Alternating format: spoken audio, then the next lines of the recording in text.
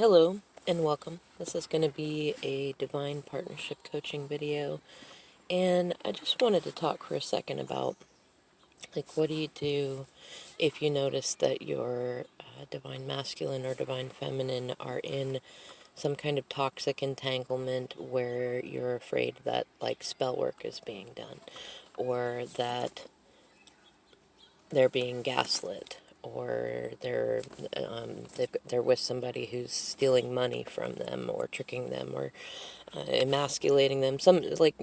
When you feel that protective instinct coming in because you fear for them, you love them, you don't want them to get hurt, and you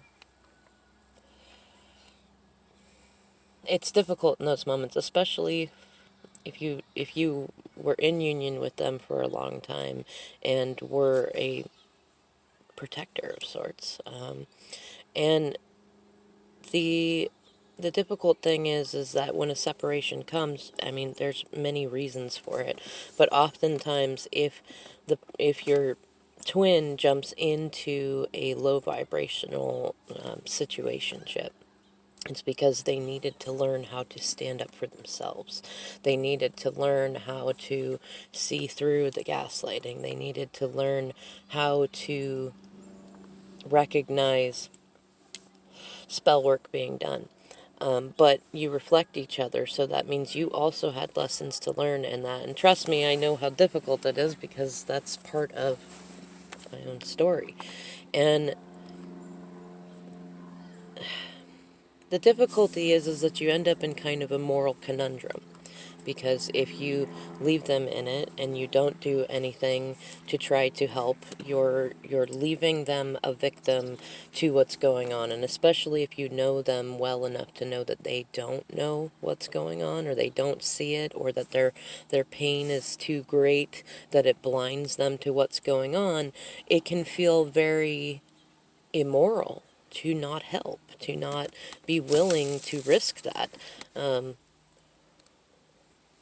But there's several problems with it. One, you can earn a great deal of bad karma, not just for you, but in terms of your union, if you interfere too much, because the separation occurred so that you could both learn lessons. And if you're overly focused on trying to save them, you're actually contributing to your own codependent healing needs. You're not healing that codependency.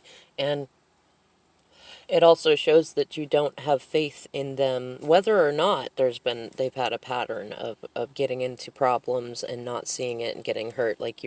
You're beating the drum of that old story, and you're not allowing yourself to have faith that, one, spirit will help them see it, and two, that they can do it. And that's probably a large part of why you got into separation in the first place. And what that highlights, whether it's for good reasons or bad, that you have control issues that you need to work on. Because if you feel so overwhelmed and hypervigilant with the desire to protect another person to the detriment of your own growth and to the detriment of their learning opportunities, that's a control issue. And yes, there will be times when you will need to stand up. You will need to say something. And those times are difficult to know when and where, especially if you've not worked on allowing yourself to release control and let the universe handle it. And so the best bits of advice I can give, because I've made a ton of mistakes and also made at least a few right choices and seen the differences in it. And I think the best thing that you can do, if you're able to, be there for your divine femme or divine masculine in a, don't be, don't be like, I'm here, you have to come to me, all this. Just be a gentle, quiet voice in the background that's like, I'm here if you really need help. And that, that's it right there. Like, don't pester them about it. Don't, even if you know that everything is wrong and they're pretending like everything is right, don't pop that bubble.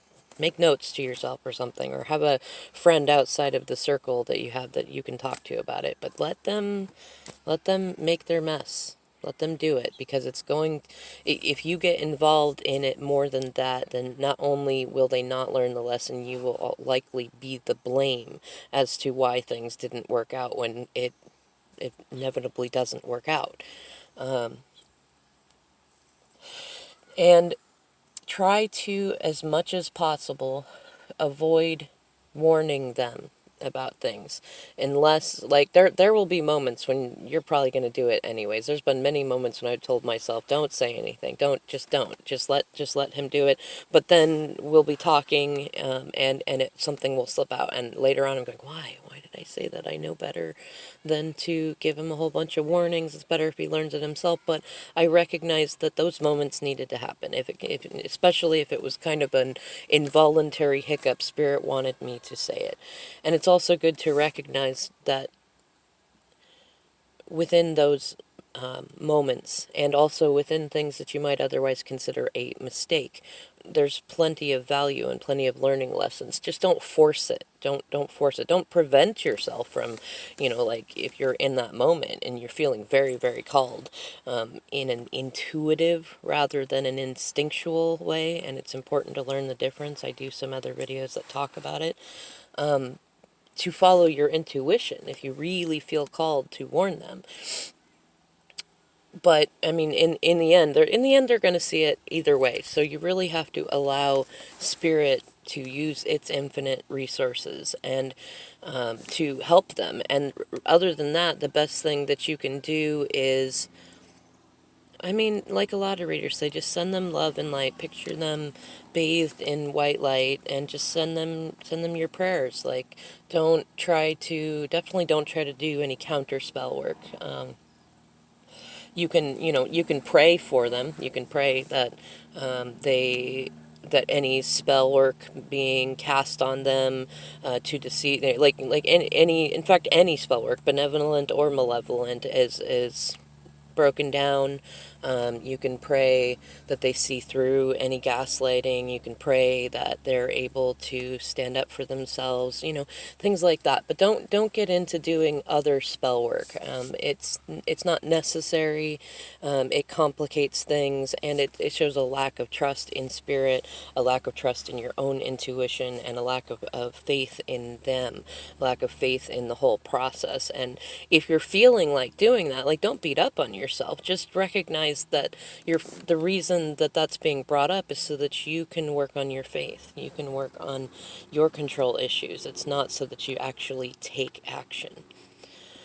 Anyways, I'm going to go ahead and leave this here at this time because of my storage thing. I do have other videos that talk somewhat about this, but if you would like a little more expansion on this topic, please let me know. Otherwise, I leave my email in the description box below, and I love seeing your comments. Thank you for your likes, shares, and subscribes also, and I'll see you in the next video.